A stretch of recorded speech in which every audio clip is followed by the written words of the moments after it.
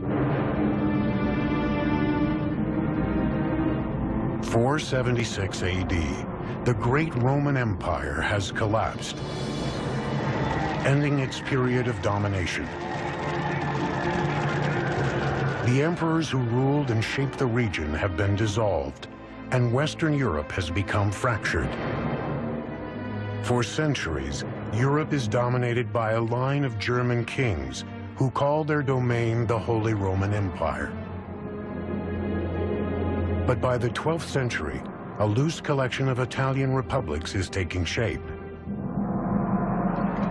Together, they aim to recover the past glory of Rome.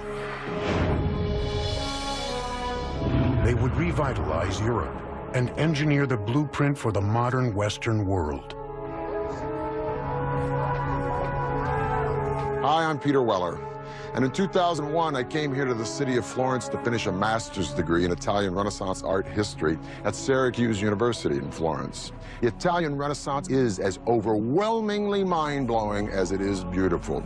It is the most impacting epoch of the last millennium. It is the age of invention with Da Vinci and Copernicus and Gutenberg. But it is also the age of the cult of personality. It is the time when that unknown artisan or craftsman will become the artist. It is the time when that nameless builder will become the architect.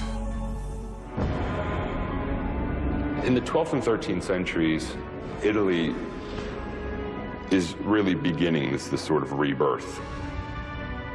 Because what's happening is that stability has been reinstituted onto the peninsula, mainly through the Holy Roman Empire, through the system that we call feudalism. The city is reborn.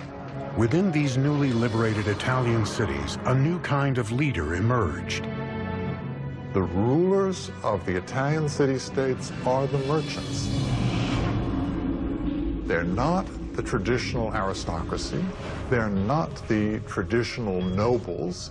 And this produces this extraordinarily vibrant urban life in the 13th century.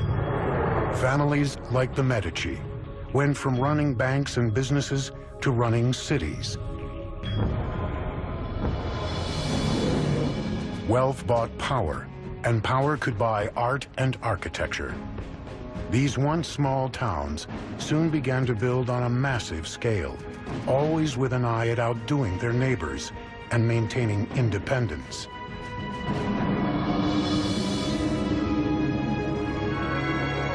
The foundation for the Renaissance is the city. Everything that happens in the Renaissance, from art, architecture, engineering, literature, all the things that go on depend upon the city. One ambitious city seeking power in this new age was a growing republic situated along an important trade route between France and Rome. Its name was Siena. I come here to the Piazza del Campo once a year to witness that medieval harangue on horseback around here called Palio. 3 times around this Campo, 90 seconds of speed and violence on bareback horses. When the horses run, they pass this magnificent 15th century sculpted fountain called the Fonte Gaia by Jacopo della Quercia. Now today, when we turn on a tap, we just take it for granted that H2O is going to come out. But the Sienese needed this fountain because when they were making all this loot, prosperity begets a city jam-packed with people. And more people demands, as we have seen with Persia, with Carthage, with Rome, with the Maya, more water. But providing sufficient water for this city would prove to be a massive challenge. Siena doesn't have a river very close, so they had to find this water somewhere else. They thought they could find another way to go and search for water. And that way was building some tunnels underground.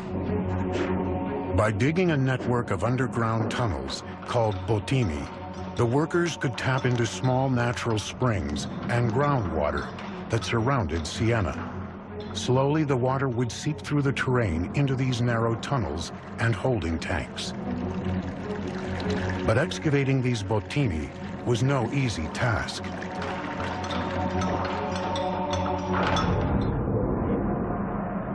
Workers use shovels, picks, and chisels to chip away at the calcite deposits in the tunnel, working in dark, dusty conditions, often no more than a few feet high.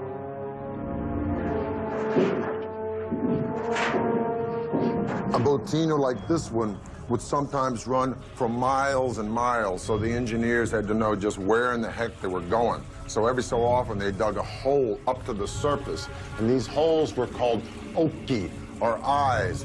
It would give the engineer a sense of where the direction of the bottino would be, and if they were wrong, they could redirect the bottino.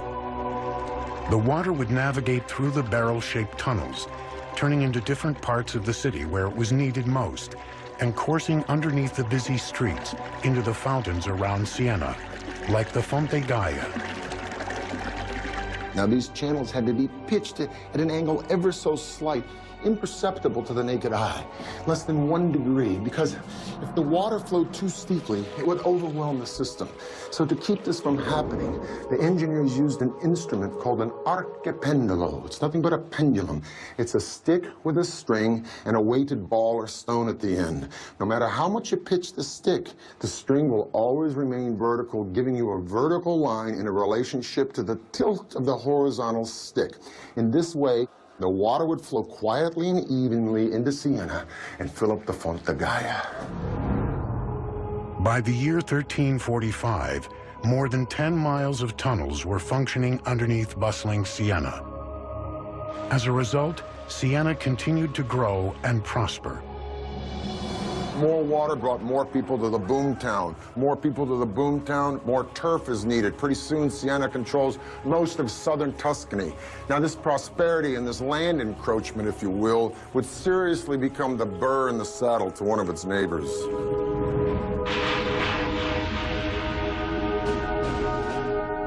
Florence and Siena are the two dominant republics in Tuscany.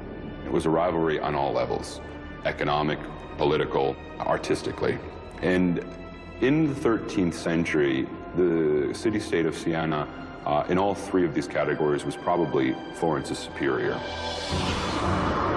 The two republics would go head-to-head until Siena delivered a crushing blow at the Battle of Monteperti in 1260. Siena fights Florence. And to put it bluntly, Siena kicks ass. Florence goes home in humiliation and defeat. But guess what? That ain't gonna be for long. The hydraulic engineering that made Siena the place to be couldn't sustain it through one of the greatest natural disasters the world had ever seen. In 1347, the Black Death struck. And according to the eminent humanist writer Giovanni Boccaccio, who witnessed the Black Death, the disease killed so fast that you could lunch with your friends and dine with your ancestors in heaven. One conservative estimate is that Siena lost over 60% of its population in a matter of months. One thing is for certain, after the Black Death, Siena would never be a major player again on the stage of early modern Italy. That singular event probably marks the end of Siena's role on a kind of international scene, and it also marks the beginning of Florence's rise to power. The city of Siena was shattered. It would leave the door wide open for its arch-rival, Florence, to step into the void and engineer its own rise to power and glory, culminating in one of the most magnificent monuments of the modern era, a structure no one thought could ever be built. Siena's Bottini system was functioning as the city's primary water source until 1914. In the 13th and 14th centuries, cities are the power centers of Italy. But Florence is in a class by itself. The ruling elite is thriving, with money to burn. Man and his unlimited potential are taking center stage. It's a revolutionary idea called humanism. Humanism, quite simply, is an interest in the ancient world. In Italy, all you had to do was look around at the ancient ruins and understand how great man had been in the ancient world. It was all there. If we could imitate that building, if we could take the principles of that building and apply it to our buildings, then we'd have something really remarkable. But when the Black Death struck Europe in 1347, Florence was not immune. Practically half the city's population was wiped out. It would take the region more than half a century to recover. But it would be a recovery like no other the world had ever seen. It was called the Renaissance, which means literally rebirth or revival. Throughout Tuscany, an elite patron class of super-rich families would wield their private fortunes to commission magnificent projects to work for the people. There is an appetite among those who survive to enjoy life, to do other things, to understand or to sense that the life is to be exploited in some way for those who are alive. The Medicis of Florence, one of the wealthiest families in Italy, would lead the way in regaining the glory that had been Rome, restoring it in Florence and transforming the city into the new Athens. The structure of patronage has changed. Patrons are using artists and architects to celebrate themselves. The centerpiece of this effort would be the cathedral in the heart of Florence. They've never seen a structure that looks like the one they want to build. Right? That's a matter of ambition, of idea. See that big old church behind me with that scaffolding on it? It's called Santa Maria del Fiore, otherwise known as the Duomo, or Cathedral of Florence. It was built by a guy named Arnolfo da Cambio around 1200s, but you know what? He was dead before it was ever finished. Arnolfo intended for the church to have a dome, but he's dead, so the church stands for a whole bunch of decades without any dome on it at all. Finally, in the 1400s, it's left up to a guy wearing a real genius suit named Filippo Brunelleschi to not only change the entire idea of building, to become an architect, but to make the entire field of architecture a design. Brunelleschi had grown up in a middle-class family and was expected to become a government bureaucrat like his father. But Brunelleschi was interested in the art of design and first became a master goldsmith. It's only in his early 30s that he then moved over and began to become what we now call an architect. Now, Brunelleschi is a maverick and he's brash.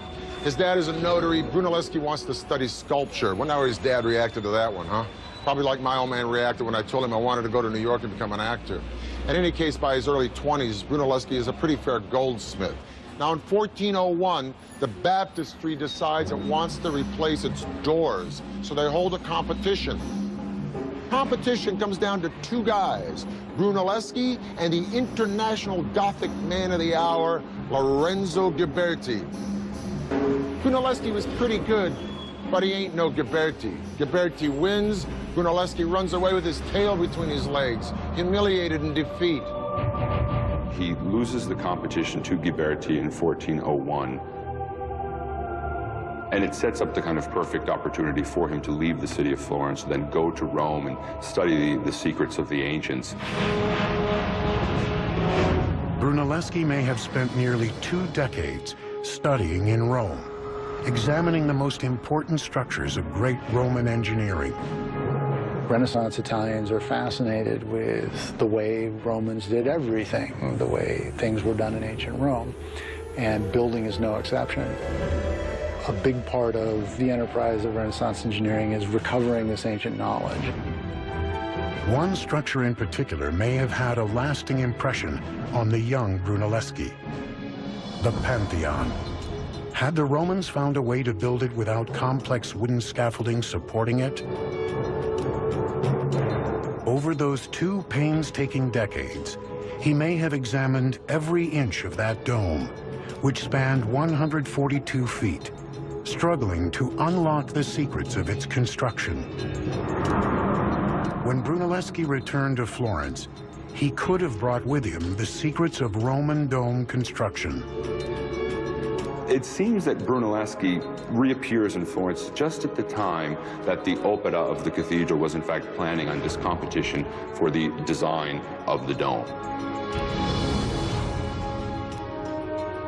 The cathedral was to be, upon completion, the largest church in all of Christianity.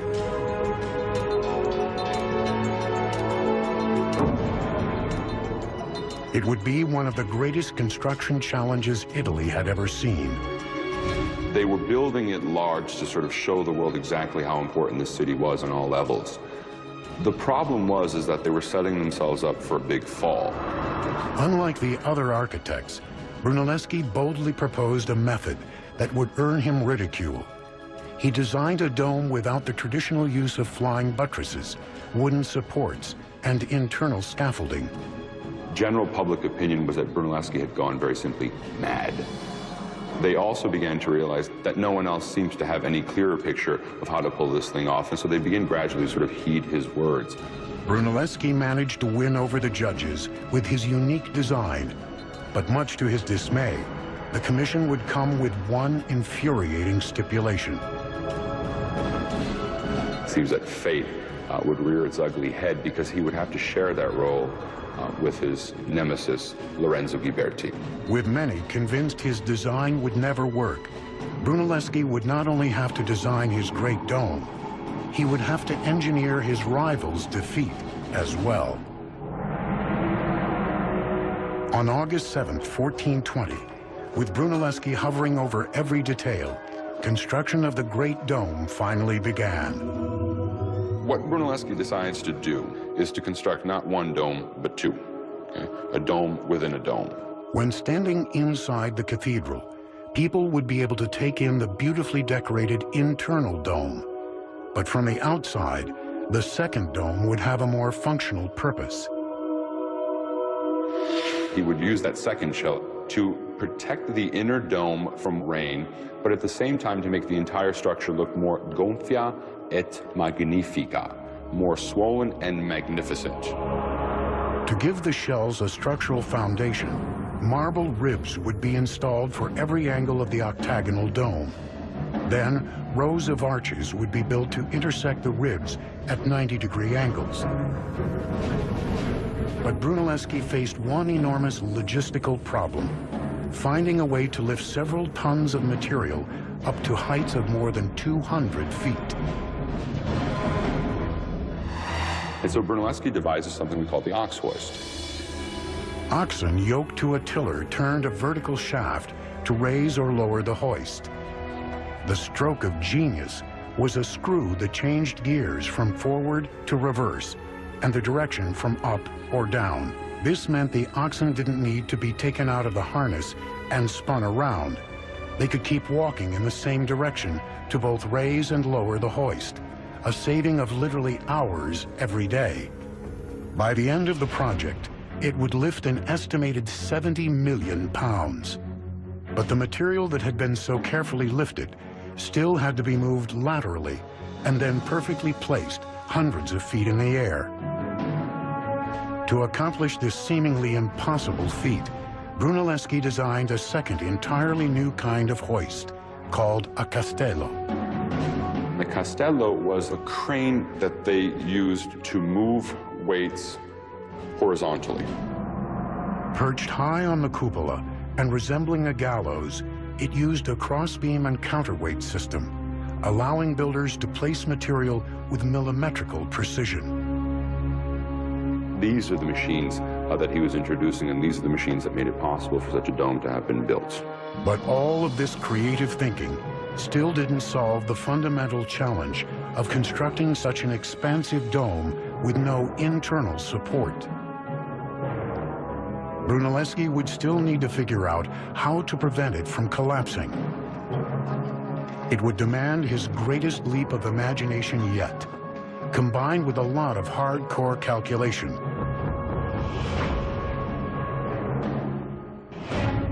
Brunelleschi was granted the first modern patent for his invention of a river transport vessel.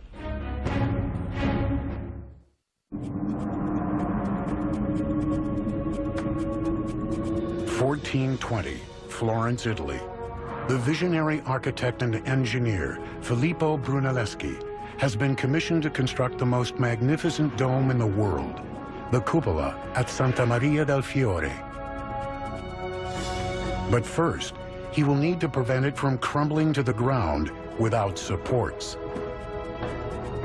Now, it's one thing to invent a clutch and a flywheel, and you got the donkey only going in one direction, saves a lot of time, and then you invent a crane, it brings the stuff up high. But the more important question is, I'm standing on top of this dome, and how did Brunelleschi keep this sucker from caving in? He would have to find a way to keep the bricks in place and support the bed joints of the masonry. The solution? An ingenious bricklaying technique that relied on careful angles, placement, and friction. Brunelleschi comes up with this invention, if you will, from Rome, which they use decoratively, but we don't know that they use it functionally, of herringbone bricks. You have a short brick here that's sort of bookended by two long bricks, and subsequently you have weight coming down, then weight coming down, and then weight coming across, and then weight coming down, and then weight coming across. The whole point of it is that a herringbone pattern will displace the weight out and down instead of just directly down, where you might have a collapse of your dome.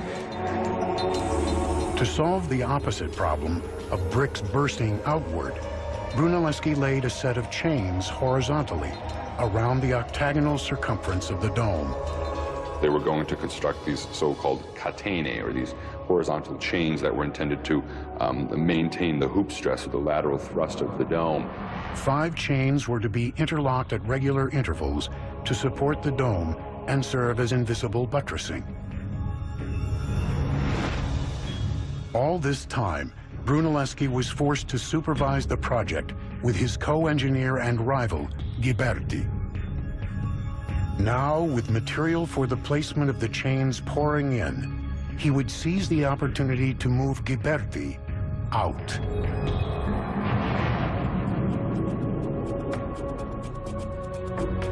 In August of 1423, Brunelleschi called in sick. Ghiberti rather reluctantly then begins the direction of the placement of these wooden chains. And as soon as Brunelleschi heard that the process had begun, he miraculously recovers, inspects the quality of Ghiberti's work, and criticizes it publicly, saying they would have to undo everything he had done. With Ghiberti sufficiently humiliated, Brunelleschi was declared the head of the project for life. On August 30th, 1436, after 16 years of construction, the largest masonry dome in the world was completed. But Brunelleschi's career was far from over. Even before the completion of the Duomo, he had been experimenting with perspective and mathematical proportions. Although his structures appeared simple and straightforward in design, there were spatial games being played with the lines of buildings. And one of Brunelleschi's greatest innovations was a concept that is still a cornerstone of engineering today: single-point perspective.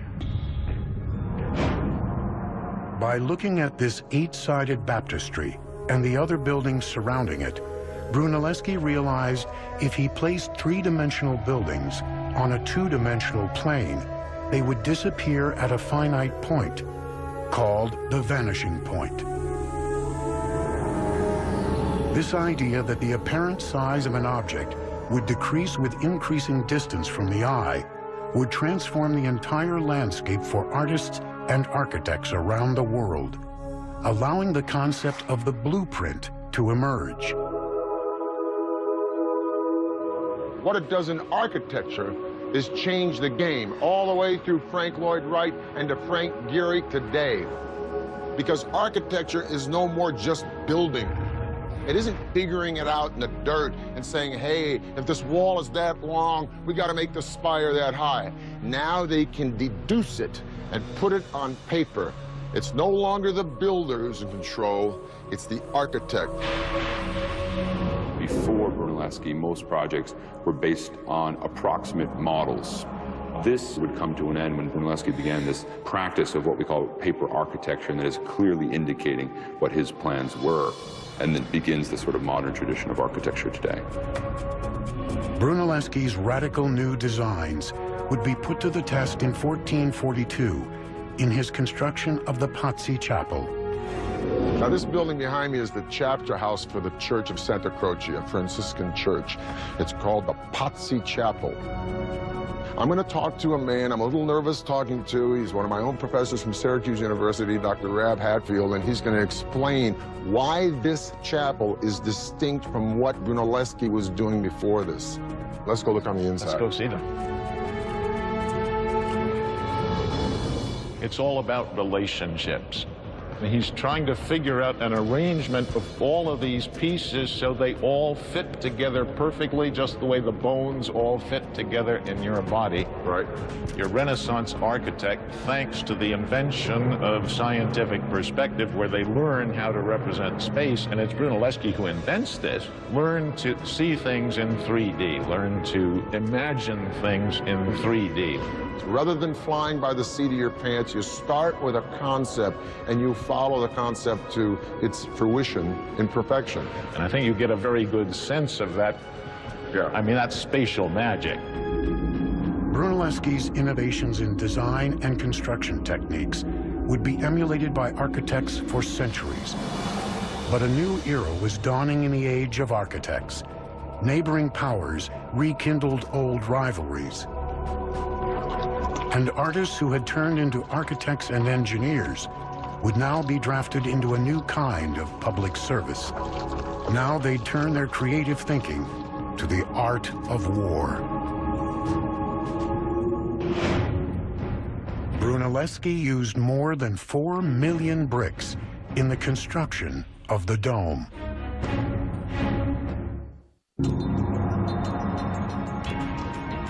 (1459).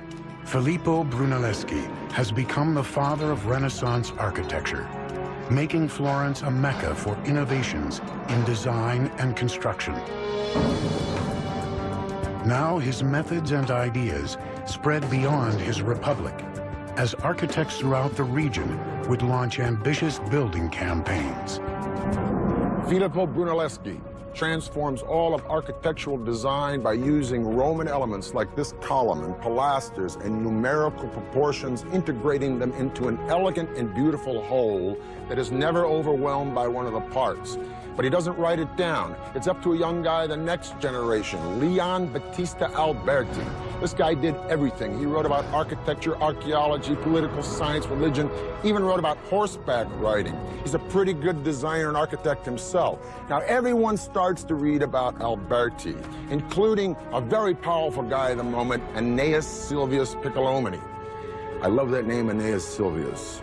So for all you guys out there like me having a little bit of a heart attack because your wife just said, honey, let's redecorate, get a load of this. Pius reads Alberti and says, you know, I'd like to do that little Roman thing for the place where I was born. What, the house? No, the whole town.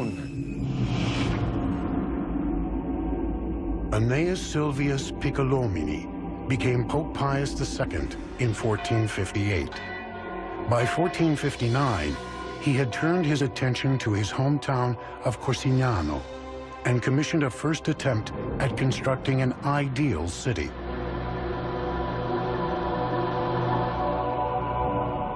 This is the Tuscan town of Pienza. And this is my friend and a guy who taught me, Rocky Ruggiero from Syracuse University. I want to ask you first, is this the first real Renaissance town that's planned as such?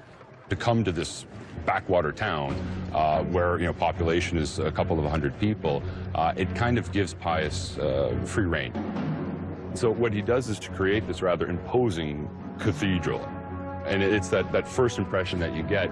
And then around this particular structure, he will organize all of the other various archetypes. If this piazza is so perfectly planned with its perfect bishop's palace and its cathedral, why are these streets always crooked? I come up here, I don't know where I'm going. This is actually done intentionally. One thing they didn't want to do was to let people know how small it was. And so they intentionally keep these streets from forming a direct axis so that you always have a corner that's sort of obstructing your view, and it makes it seem much larger than it actually is. By the time the transformation was complete in 1464, more than 40 buildings had been constructed or refurbished. Each on its own was an important expression of revolutionary ideals. But it was the town as a whole that represented everything the age stood for. And yet the harmonious feeling in Pienza would not last long. The radical new ideals that glorified man and human potential were being challenged.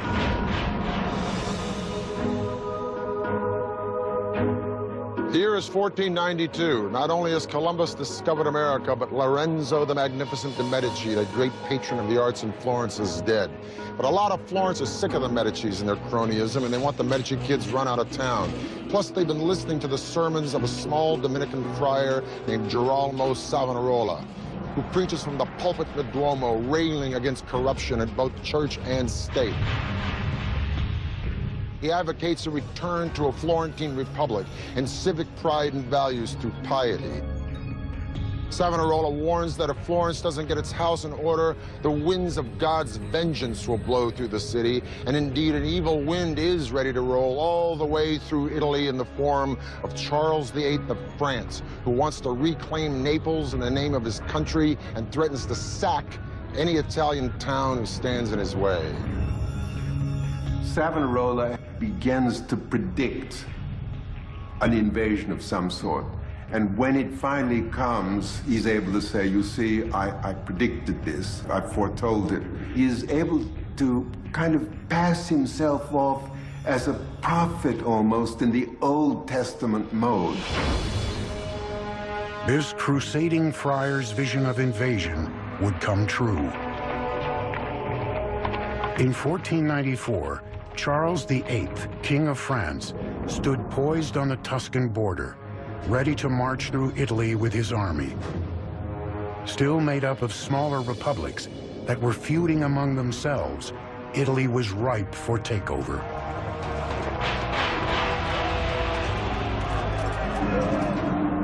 While Italy's builders had been creating monuments that exalted humanity, in this new age, they would dedicate their designs to war. There is no such thing as a trained military engineer. And so it is that your greatest architects of the Renaissance, although sometimes they probably started out knowing nothing about it, were called upon to design the fortifications of major Italian cities. Innovations and new technologies would now serve the military. The weapon of choice for Charles VIII was a fearsome new cannon. Medieval walls would crumble under its awesome firepower. The cannon became much more reliable and also able to launch a projectile that was much larger, heavier, and to launch at a further distance. And so Charles VIII brings these cannon with him over the Alps, and it becomes immediately clear that he can knock down virtually any fortification that he chooses. And this is a terrible thing. I mean, this is a crisis, right? Because all of a sudden you can't hold them off. Tall, thin medieval walls were easily penetrated and destroyed by the force of new cannons, giving Italian cities little protection. The outdated walls couldn't even support the weight of new weaponry to use against invaders. The new cannon had strong percussive powers. You could not put a new cannon on the old medieval wall and fire it because it would shake its own wall down. Italian engineers would turn their attention to designing a lower, thicker wall that would support the weaponry and resist the incoming cannonballs. This new wall will resist, in fact, these larger guns because it can absorb the impact of a larger projectile. Engineers would also redesign the layout of these thicker walls that surrounded the city. Military engineers develop an angled wall. The angled bastions, or star-shaped forts, kept attackers at a greater distance, with angled sides easily scattering individual shots of artillery. The cities become star-shaped. And you have the development of these large star plans with angled bastions that project from the city walls with their flanking coverage on either side. The angles create a series of faces. And the faces are very important because the different corners of the city can, as it were, protect one another. The Bastion Fort became the new model for defensive fortifications, seizing the imagination of military commanders all across Europe. But soon, the attention would shift from Florence and the rest of Tuscany to an old powerhouse that would redeem itself through monuments of glory and amazing feats of architecture and engineering.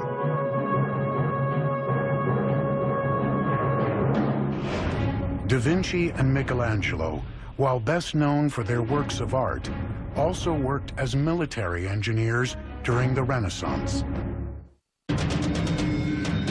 15th century Italy. Florence has become the center for the Renaissance, bringing new ideas about architecture, art, and engineering to the region. But Florence would soon cede the limelight back to a former powerhouse, now on the rise again. Italy's center of power and glory would now return to the city that conquered the world, Rome. In the early 1300s, there's a big beef in Rome about who exactly is pope. So the rightful pope supposedly goes off to France. And for the next several decades, the papacy lives in France. Now, by the 1370s, when the popes come back to Rome, Rome is a ghost town. And for the next 100 years or so, all the way through the Renaissance, each pope is successively trying to rebuild Rome. Now, in the 1490s, when the Medici are booted out of Florence, Florence becomes a republic, yeah, but they're broke. And so all these famous cats like Da Vinci, Raphael, Michelangelo, they split Florence because Florence is no longer happening. If you're a player, the place you want to be is Rome. Rome had been nothing in the 14th century because the popes had moved out. But they come back in the early 15th century, and from that point on, they began gradually to reorganize the papal state. One pope in particular would usher in an unprecedented wave of revitalization and engineering. His name was Sixtus V. Sixtus and the popes who come after him feel the need to turn Rome into an important and impressive capital city, the capital of Christendom. Sixtus V sort of took it upon himself to re-urbanize the city. If Rome was going to be the home of the Catholic Church again, the city needed an extreme makeover. But re-engineering Rome would be an epic task. First, Sixtus was determined to clean up its mean streets. The city was teeming with criminals. Sixtus simply had all the vandals rounded up and killed. The next step was restoring the aqueducts, one of the greatest symbols of Roman engineering. When the water returned, the population boomed, and the city flourished. Roads were paved, streets widened, and the city exploded with new construction. But Sixtus wasn't done. He had a master plan for the city, a framework for organizing future development through the placement of monuments of glory. One of his particular practices was, in fact, to use the ancient Egyptian obelisks that had been brought to the city by the ancient Romans. These were military trophies that the Romans had brought back in ancient times and had erected throughout the city.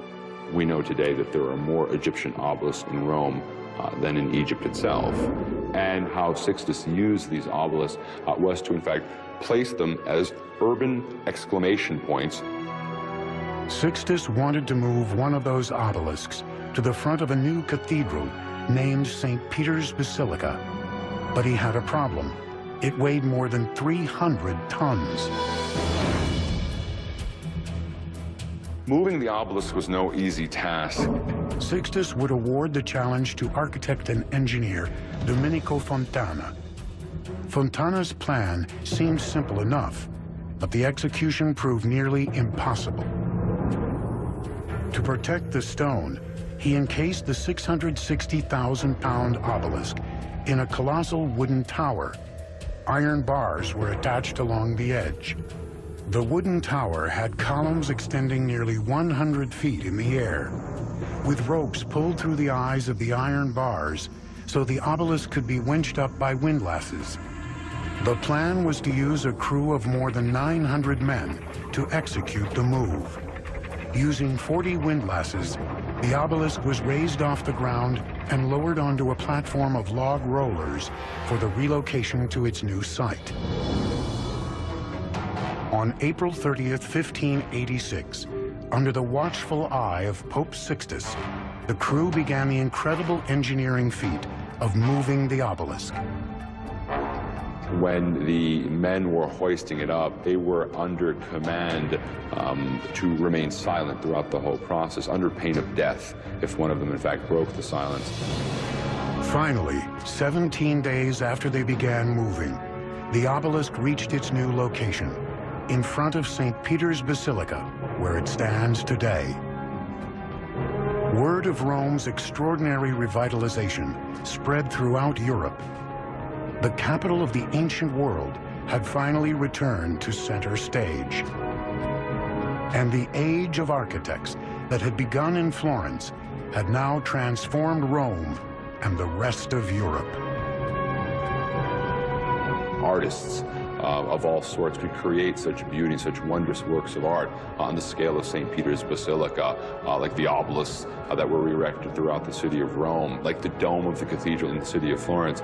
It gave the human significance again, and it gave us a bit of an attitude as well, that we are again the center of all things.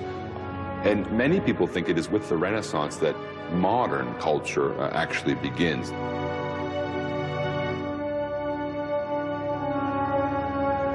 Bella Firenze, beautiful Florence. Well, it looks pretty bella today, but believe me, in 2001, when I was sitting in a freezing apartment down there in the Arno in the middle of the dead of winter, pounding out papers until 4 o'clock in the morning on Botticelli, it didn't feel so bella. Matter of fact, I was just about an inch from getting the bella out of here, going back to my day gig in LA. But I stayed, and I got my degree. And I keep coming back here to Florence and Siena, I don't know, to be of service, to teach a field trip or two, perhaps to sit in on a lecture by one of these brilliant professors who lives here and runs around Tuscany trying to explain how the miracles of the artists and architects of Italy in this period did so much to pull us out of that dark age and illuminate the daylight of our modern world. For the History Channel, I'm Peter Weller.